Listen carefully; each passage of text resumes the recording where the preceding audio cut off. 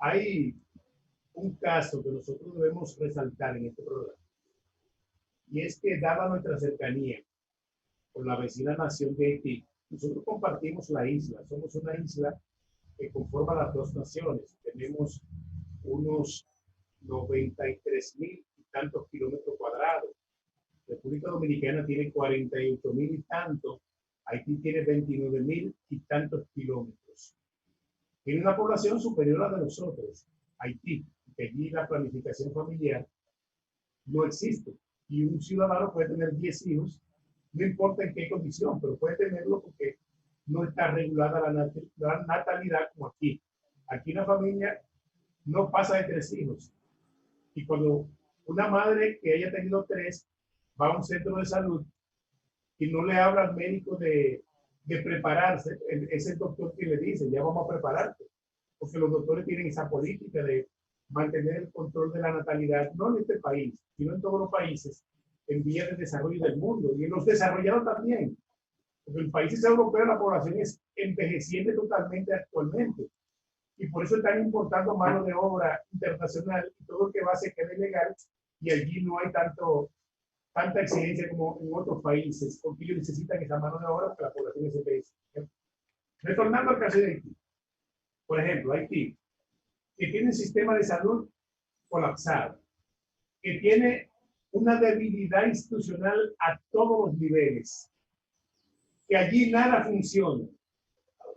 Nos sorprende a nosotros, Juan Enrique, que Haití haya superado el pico de contagio, el pico de positivos del COVID-19 y haya reducido de manera significativa la cifra de contagiados. Lo que ha motivado que los haitianos se vayan en masa, de que se han ido más de 200.000 haitianos para su país, huyendo de la situación de contaminación de aquí. ¿Qué le parece? La pregunta mía es, ¿se corresponde a lo que se dice a la realidad que está pasando en Haití? Porque yo sé que un país, si se dispone a hacer un trabajo de control, de seriedad, lo puede lograr. No porque sea pobre necesariamente tiene que no tener un control de su población. El problema es que Haití vive todo el mundo aglomerado. El sistema de Haití de vida, no voy a hablar del sistema de salud por el momento, sino el sistema de vida de salud, o sea, de vivencia, de cómo la persona convive, dónde vive, dónde duerme, dónde come. Es un país que es imposible el distanciamiento social. Es imposible poderlo cumplir. Existe ese distanciamiento social que se pide, se exige. Es difícil. Entonces, la pregunta mía es la siguiente. La información que nos llega con la realidad que está pasando en Haití. ¿Tiene la persona que se enferma en Haití contacto con los doctores para poder hacer los estudios, los médicos, los análisis que realmente necesita para determinar que esa persona o murió o está contagiado? Esa es otra pregunta que uno debe hacerse. Justamente, una de las cosas que preocupa al mundo justamente es el caso, por ejemplo, del continente africano, donde justamente una cantidad de cerca de 250 millones de personas no tienen acceso a agua. Entonces, son cosas que pasan en Haití. Entonces, ¿cómo se podrá uno creer que los datos que hay en Haití son exactos? Es una de las preguntas que hay que hacerse. No hay forma de manejar estadísticas en Haití, ¿no? Es difícil, es difícil, porque si el sistema de salud no sirve, que lo estamos hablando, ¿verdad? Si el sistema no sirve, ¿cómo le hacen los análisis a las personas? O sea, ¿tiene Haití los recursos suficientes, tanto del personal humano, como el personal, como el técnico, como los equipos, los recursos? ¿Tiene acceso a la prueba PRL, algo así? ¿Tiene acceso a esta condición Haití para poder controlar y saber que lo que está pasando en Haití se corresponde a la realidad? Es una realidad, es un análisis coherente. Me parece que Haití en este momento no está en condiciones. No lo estoy dudando, no, pero no está en condiciones de suministrar datos preciso respecto a la gran cantidad de gente que muere, posiblemente en los campos, en los suburbios, viven así, en una situación de hacinamiento total. Allí hay de todo. No creo que esa sea la cifra real, pero los haitianos se están yendo, Jorge, se están yendo para su país. Sí, La sí. frontera cruzan diario miles de haitianos que van de regreso para aquel lado, porque entienden que allí están más seguros de esta pandemia que afecta al mundo. Y Entonces, esos haitianos no cruzan enfermos los que van de aquí para allá. quién sabe. Eso, eso no lo podemos, porque tampoco hay un sistema de control en la frontera para examinarlos, ponerlos en cuarentena si están enfermos, no entran. Entran y ya. Y ya, se fueron. Ahí no se sabe. Sí, eso es medio complicado.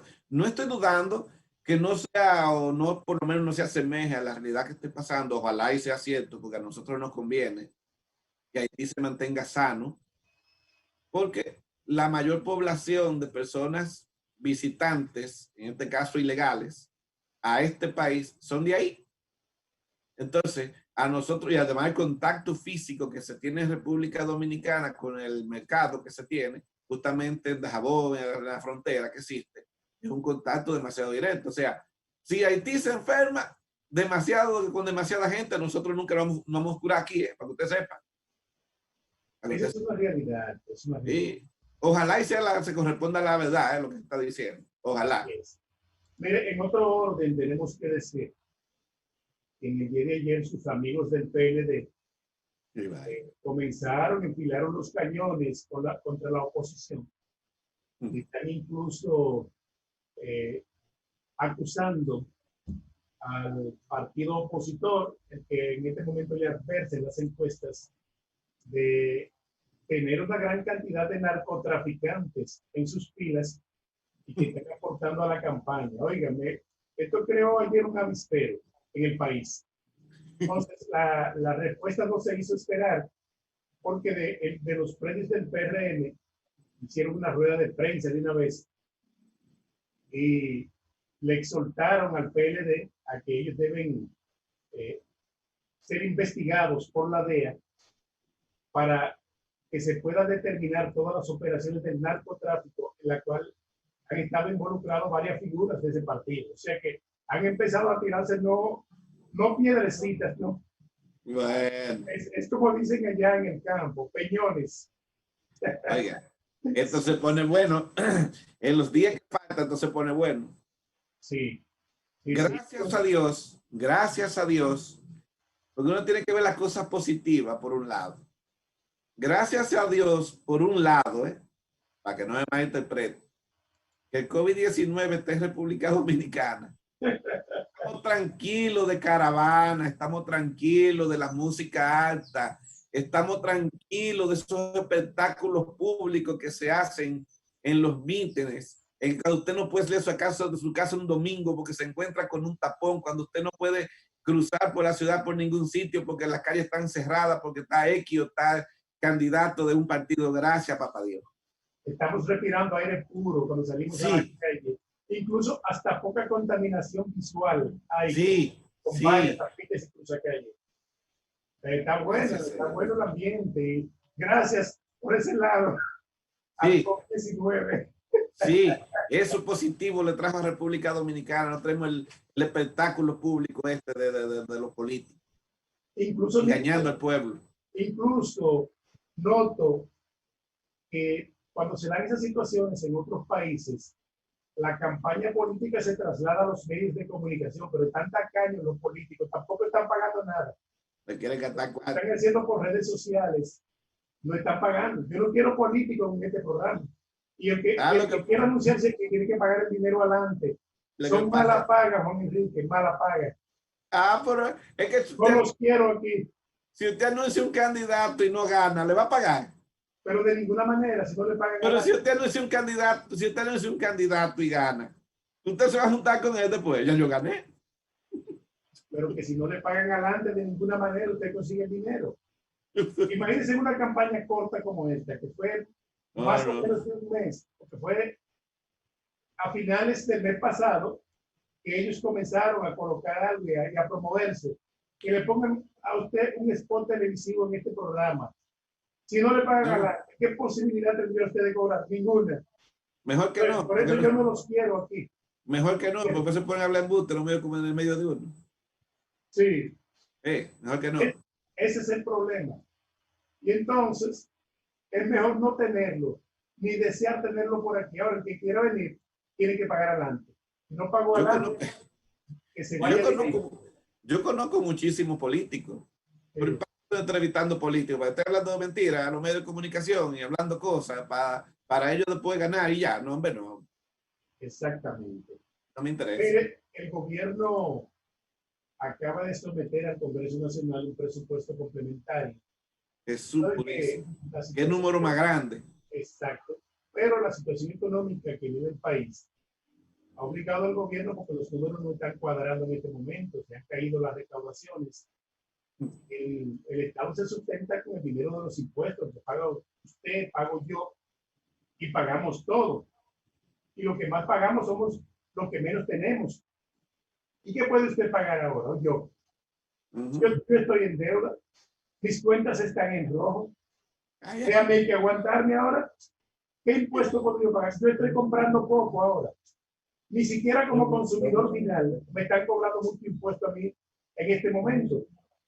Que resulta que el gobierno, para poder hacerle frente a lo que viene por ahí, las elecciones, la transmisión de mando que también se va a verificar, está sometiendo un presupuesto complementario que dice que no es solo para ellos, sino para dejarle una economía que por lo menos haya arrancado en el momento que se produzca la transferencia de mando. Pero vamos a continuar hablando de este tema por considerarlo de interés luego de la pausa. Regresamos en breve. Vamos a recordarle a los televidentes que el Centro de Masaje de la Asociación de Ciegos ya abrió sus puertas, que quiera visitarnos.